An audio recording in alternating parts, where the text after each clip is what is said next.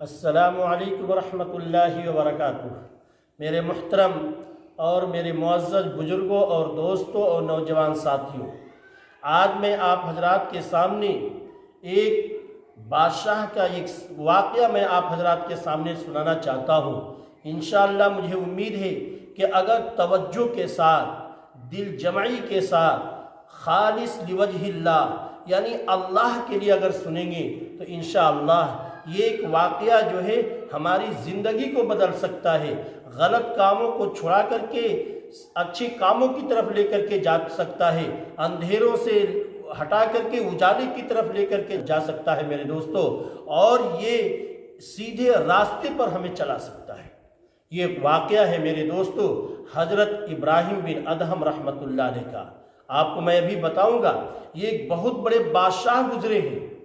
اور ان کا واقعہ میرے دوستو یہ لکھا ہے کہ ایک مرتبہ انہوں نے اپنی باندی سے، باندی بولتے ہیں لونڈی یعنی نوکرانی کو، اس زمانے میں خادمہ کہہ لیجئے، نوکرانی کہہ لیجئے، اس زمانے میں اپنے خادمہ سے انہوں نے کہا کہ جا کر کے میرا بستر بچھا دو۔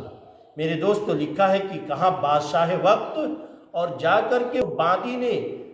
ابراہیم بن ادہم رحمۃ اللہ علیہ کے بستر کو اس نے بچھایا، اور بچھانے کے بعد غالباً تھوڑی سی غفلت کی وجہ سے اس بستر پہ اس کو تھوڑی دیر کے لیے نیند لگ گئی، یعنی 5 منٹ یا 10 منٹ کے لیے اس کو نیند آ گئی۔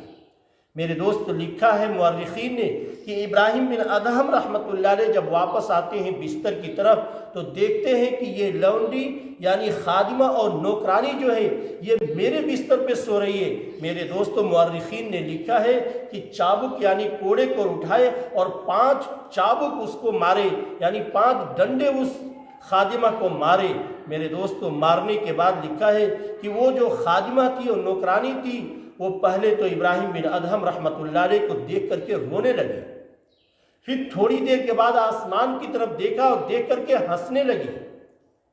میرے دوستو حضرت ابراہیم بن ادہم رحمۃ اللہ علیہ نے فرمایا کہ یہ رونے کی اور ہنسنے کی فلسفہ کیا ہے، یعنی تھوڑی دیر کے لیے تو ہنسی بھی اور روئی بھی، اس کی وجہ کیا ہے تم مجھے یہ بتاؤ۔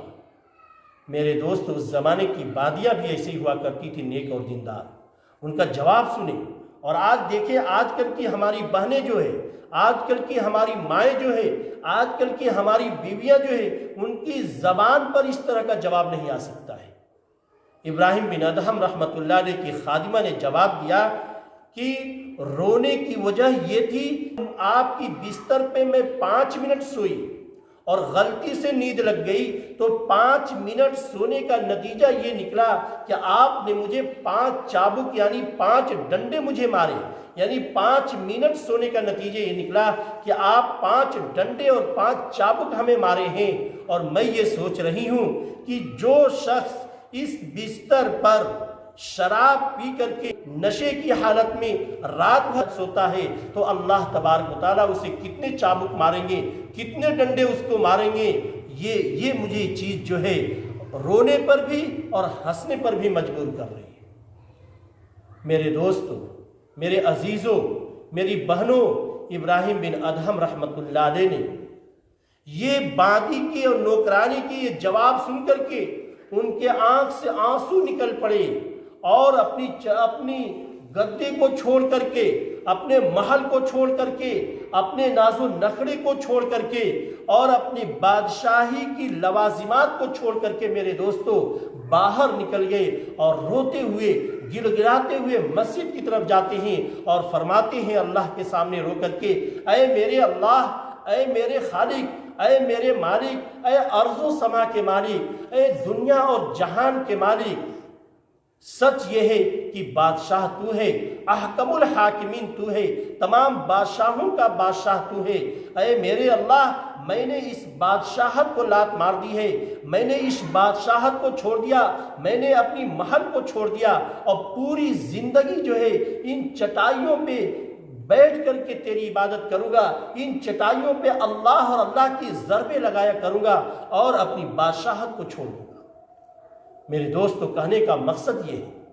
اس باندی کی ایک جواب نے حضرت ابراہیم بن ادہم رحمۃ اللہ علیہ کو، جو ایک بادشاہ تھے اور بادشاہت سے ہٹا کر کے اللہ تبارک و تعالیٰ نے ان کو ولی بنا دیا، اللہ کا برگزیدہ بندہ بنا دیا، اللہ کا نیک بندہ بنا دیا، اور بادشاہت کو چھڑوا کر کے اللہ نے ان کے قلب و جگر کو بدل کر کے ایک نیک اور صالح اور دیندار ولی پیدا فرمایا۔ تو کہنے کا مقصد یہ ہے میرے دوستو کہ اس خادمہ کے ایک الفاظ نے ابراہیم بن ادہم رحمۃ اللہ علیہ جو ایک بادشاہ تھے، بادشاہ سے ہٹا کر کے اللہ نے ان کو اپنا ولی بنا لیا۔ میرے دوستو کاش کی اگر ہم لوگ بھی اپنی زندگی کو بدلنا چاہیں تو ہم تو دن بھر تقریریں سنتے رہتے ہیں، ہر وقت اللہ اور اللہ کی باتیں سنتے رہتے ہیں، لیکن اپنی زندگی کو نہیں بدلتے۔ میرے دوستو ایک کان سے سنتے ہیں، دوسرے کان سے نکال دیتے، ہمیں احساس بھی نہیں ہوتا۔ تو دعا کریں کہ اللہ ہم کو بھی انہی بزرگوں کے نقش قدم پر چلنے کی توفیق عطا فرمائے۔ وآخر دعوانا ان الحمدللہ رب العالمین۔